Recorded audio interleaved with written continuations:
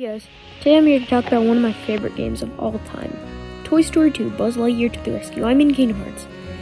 I could give you the history of Kingdom Hearts if I felt like it right now, but if you clicked on this video, you know what the game is. It's an action RPG from 2002 featuring your favorite Disney characters like the Cheshire Cat or the Cave of Wonders. Speaking of the Cave of Wonders, that's a boss fight. An easy boss fight, which is why the nice people at Square made you bosses that you rip your hair out over. These are the super bosses, the hardest bosses in the game. If you're playing on the final mix version of the game, there are 5 super bosses, and I'm going to be ranking all of them from hard to grind to level 99 and still have to cure every 4 seconds hard.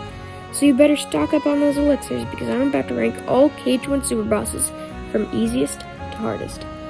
Also, just a disclaimer, I followed all these bosses on Prad mode, so these rankings are based off of that difficulty.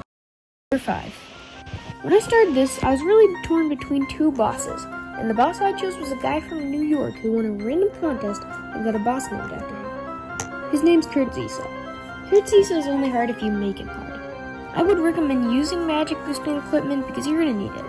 It starts out with 2 energy balls in its hand that you're going to need to destroy with physical attacks. You'll try to move around during this, but it really isn't hard to just catch back up to him and start wheeling on those energy balls again.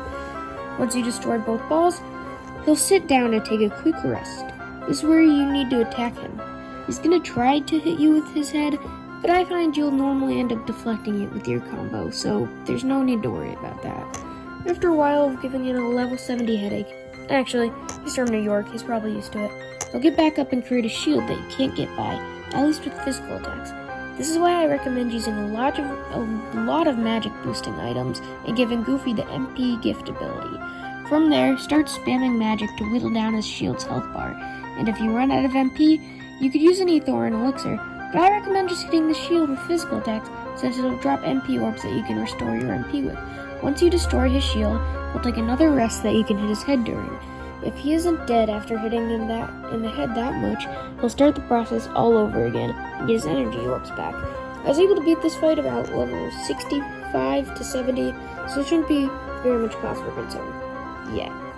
I think his hardest move is probably the move where he gets his 2 swords out, which are pretty cool swords, and starts spinning around, because, you're pretty much destined to get hit by that. And Donald and Goofy are pretty much destined to die. So, yeah, on to number 4. Number 4. The other boss I was thinking about putting at number 5 was Ice Titan. Ice Titan is a super boss that's actually from a Disney IP, which is pretty rare for a super boss. Ice Titan's from Hercules, which I definitely recommend watching because it's a good movie, but nobody really cares about my opinion, so I'm just gonna get to the actual boss. For this fight, guard is gonna be crucial. This is, of course, because you need to parry Ice Titan's icicles back at him. You could either use guard to do this, which I recommend, or you could use a regular attack. Darn, this is I'm using a script for this video, which I'm having a hard time reading. But you could either use guard to do this, which I recommend, or you could use a regular attack to parry the icicles. Another thing that works against him is gravity spam. I'm obviously not a Kingdom Hearts strategy expert, but it seems like these are the 2 methods people usually use when fighting the Ice Titan super boss. When you parry enough icicles back at him, he'll kneel down to take a quick rest. Man, I don't know what it is with these super bosses, but it seems like they need to do more cardio, because their stamina is worse than my Basset Hounds. Anyway, you're going to want to wail on Ice Titan's head for just as long as possible before it gets back up. Then you repeat. I just want to point out Ice Titan's supposed attack, where it stomps on the ground like a toddler who didn't get their 2 hours of Teletubbies that day, which would hurt, but 99% of players are in the stands during the Ice Titan fight, so good try, buddy. Maybe next time. Also, I'm talking about this fight like it's really easy, but this fight is hard. In fact, all of these super bosses are hard. By the way, I don't really know how to do the segue to number 3, so I'm just going to say I was level 70 for this fight, and it's time for number 3. Number 3. For number 3, I don't even think the developers of Kingdom Hearts even knew this boss's name. Because this boss is just named Unknown. I really wonder who this is. He has a coat on, and his name is Unknown. Yeah, I really wonder who he is. Okay, this joke has gone on too long. Goofy thinks he's handsome, but Unknown is actually Xemnas from the critically acclaimed game Kingdom Hearts 2, featuring such characters as Pete. Who would have thought it? Unknown is one boss on the list that's actually Final Mix exclusive, which means the cutscene before the battle uses lines that have already been used earlier in the game. If your mind hasn't been blown up yet, then this fight will do it for you. Unknown starts off throwing blue energy balls that will explode on impact, so dodge roll out of the way. What I usually do at the beginning is summon Tinkerbell, because she'll heal you continuously until you die, in which she revives you and goes away. So that's pretty helpful.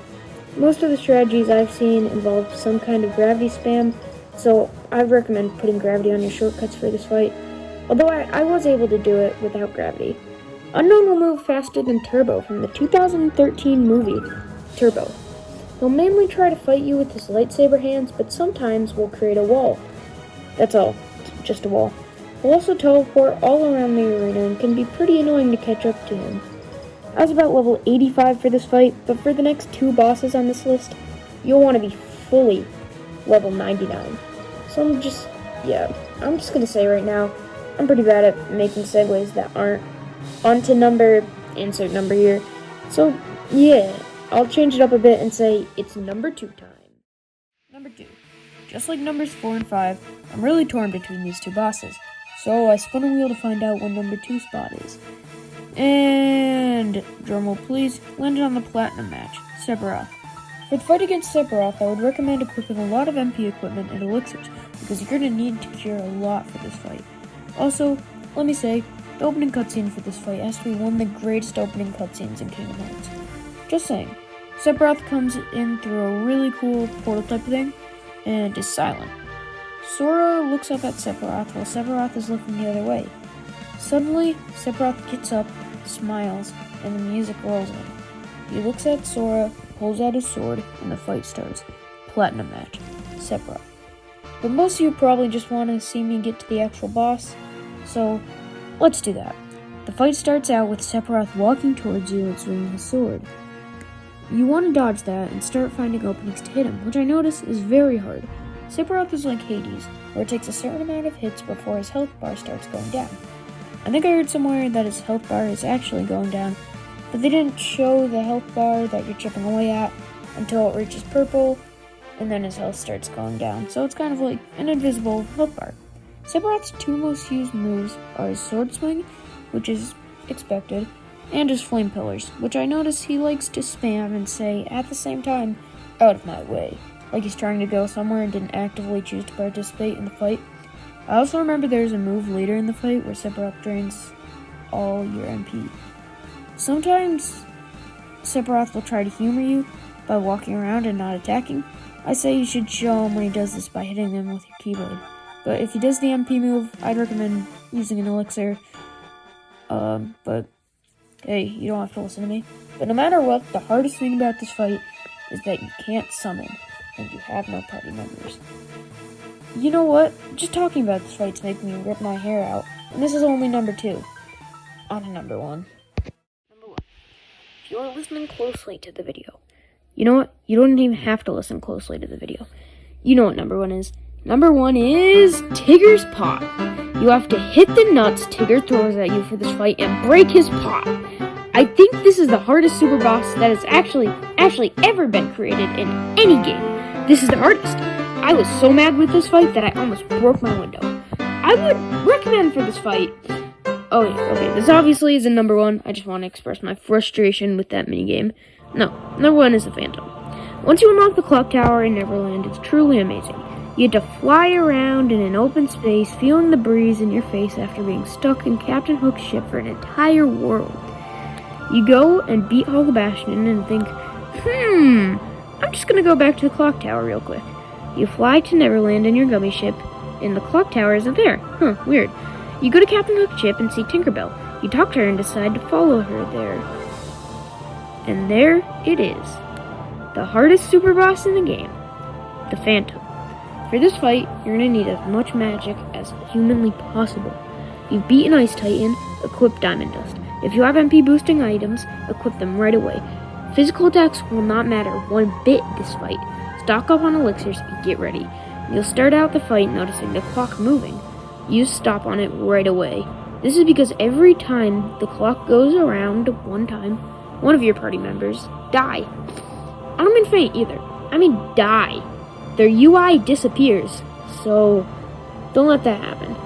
Phantom will have a certain color heart that is corresponding magic that goes with it. Blue for blizzard, red for fire, yellow for thunder, and white for physical attack. So I guess physical attacks will have some use this fight. This is the fundamentals of the fight, but it's way harder than it sounds. You know that. The clock tower will start going every once in a while, so just make sure to pay attention to that. Phantom will move around a lot this fight, so that can be pretty annoying. You having to use stop, fire, blizzard, thunder, and also cure, because Phantom also damages you, will drain your MP fast, so get a lot of elixirs. And I mean, like, have your party members equip elixirs too. I know, it's forbidden to give party members items, but these, in this time, you're gonna need it. Desperate times call for desperate measures. Anyway, the great segue guy surprisingly can't come up with a segue, so let's move on to the outro. Alright, thanks for watching my first YouTube video on this channel. I hope to do more Kingdom Hearts content in the future and maybe rank the super bosses in KH2 and KH3. Also, do you consider the Dado battles in 2 and 3 super bosses? Let me know. I actually want to know. Because if I'm going to do those, you know, I gotta know if people considered the Dado battles super bosses. Anyway, I hope you enjoyed this video, which is probably pretty unlikely, because I don't know. This is the first video, though. This is the first video, obviously. Probably a lot of pauses in between script writing, just like what just happened. But if you somehow did, if you were in the 1%, consider subscribing. And anyway, bye.